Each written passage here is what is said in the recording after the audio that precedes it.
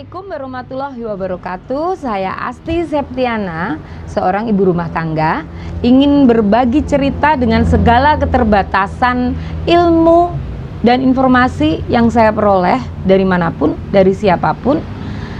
Dan hari ini hanya datang sekali, harus kita jalani, harus kita nikmati dan kita syukuri. Salah satu cara saya untuk menikmati hidup ini adalah walaupun tetap di rumah aja karena pandemi COVID-19 ini, saya tetap ingin berkarya. Walaupun ada pandemi COVID-19 yang sudah menyita perhatian pemerintah, mengisi banyak ruang di media-media, salah satunya adalah media televisi. Sebenarnya kita semua, ya pemerintah, ya masyarakat, termasuk saya, harusnya tidak melupakan epidemi yang sudah lama, sudah puluhan tahun ada di Indonesia, yaitu HIV dan AIDS. Keterlibatan masyarakat sangat diperlukan dalam penanggulangan HIV dan AIDS. Dan saya sendiri adalah bagian dari masyarakat. Jadi saya ingin ikut terlibat. Walaupun hanya hal kecil, end AIDS atau mengakhiri AIDS, kita harap itu bukan hanya retorika, and stigma dan diskriminasi kita inginkan itu juga bukan sekedar slogan yang sering diucapkan tapi tak pernah selesai. Jadi kita harus optimis bahwa target pemerintah untuk percepatan penanganan HIV dan AIDS, yaitu salah satunya adalah 3-0. 3-0 itu zero infeksi baru, zero stigma dan diskriminasi, dan terakhir adalah zero kematian yang disebabkan oleh AIDS. Nah, di sini saya ingin berpikir positif atau positive thinking atau ingin optimis. Sebenarnya kita sangat bisa mengakhiri AIDS. Adalah kenapa saya yakin AIDS bisa berakhir?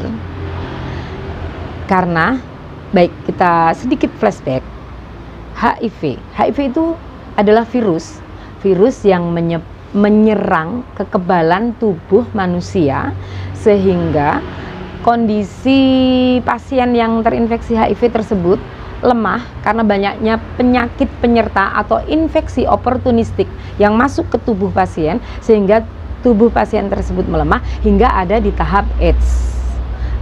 Kurang lebihnya seperti itu. Nah, kalau HIV, virus penyebab AIDS itu tidak bisa kita akhiri, kita bisa mengakhiri AIDS-nya.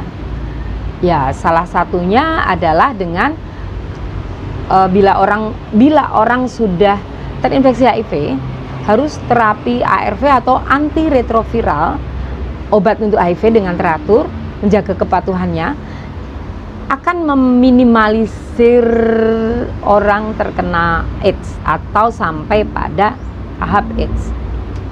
Nah, jadi kenapa saya tadi bilang bahwa kita bisa mengakhiri AIDS? Artinya ketika orang dengan HIV atau ODIF bisa menjaga kesehatannya dengan terapi ARV teratur, dengan PHBS atau pola hidup bersih dan sehat, dengan nutrisi yang bagus masuk ke tubuhnya, dengan olahraga, dan tentu saja dengan berdoa, berserah diri pada Allah, pada Tuhan, insya Allah tidak akan sampai pada tahap AIDS. Toh pun orang dengan HIV AIDS sudah ada dalam tahap AIDS, insya Allah akan sehat, akan kembali sehat, akan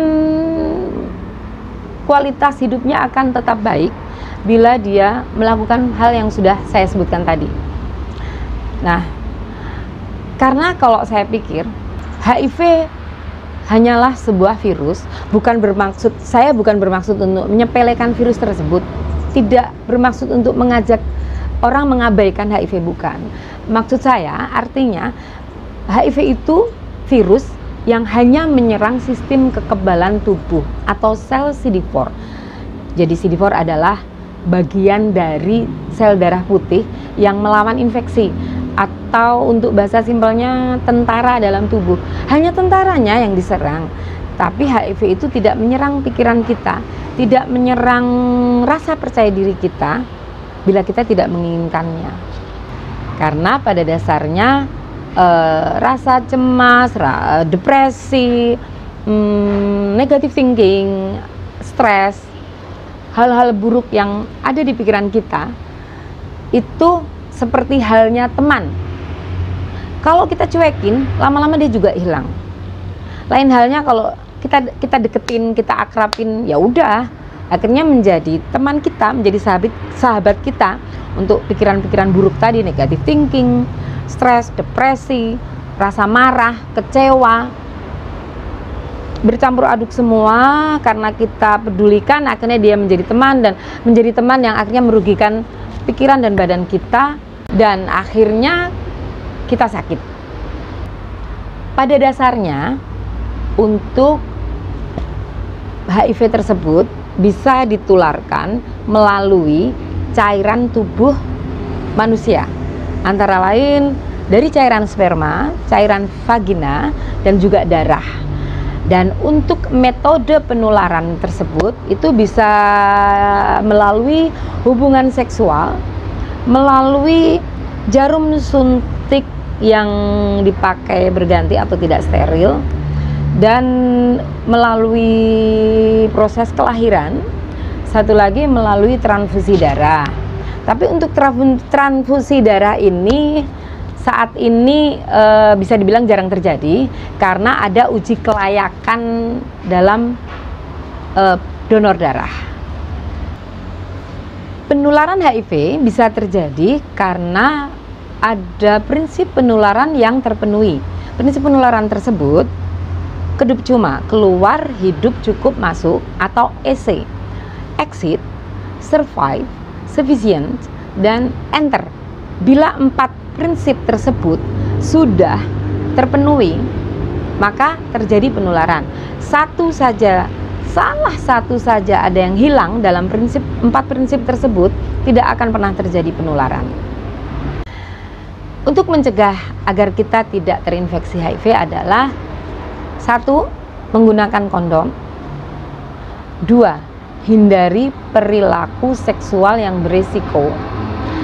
Yang ketiga, hindari penggunaan jarum suntik yang bergantian. Dan yang keempat adalah pre-exposure prophylaxis atau PrEP, yaitu metode pencegahan HIV dengan mengkonsumsi ARV atau obat antiretroviral. Dalam konteks penanggulangan HIV dan AIDS, ada yang disebut dengan KDS atau kelompok dukungan sebaya. Sebaya di sini artinya adalah sesama orang dengan HIV, sesama orang dengan HIV dan AIDS. Tapi bukan berarti semua yang ada dalam KDS itu adalah ODA, bukan. Biasanya adalah ODA, ODIF, dan keluarganya. Di dalam KDS tersebut biasanya saling bertukar cerita. Mereka sharing untuk bertukar cerita, berbagi informasi, saling memberi dukungan, dan melakukan kegiatan-kegiatan positif. Namun karena adanya pandemi COVID-19, pertemuan KDS tentu saja ditiadakan.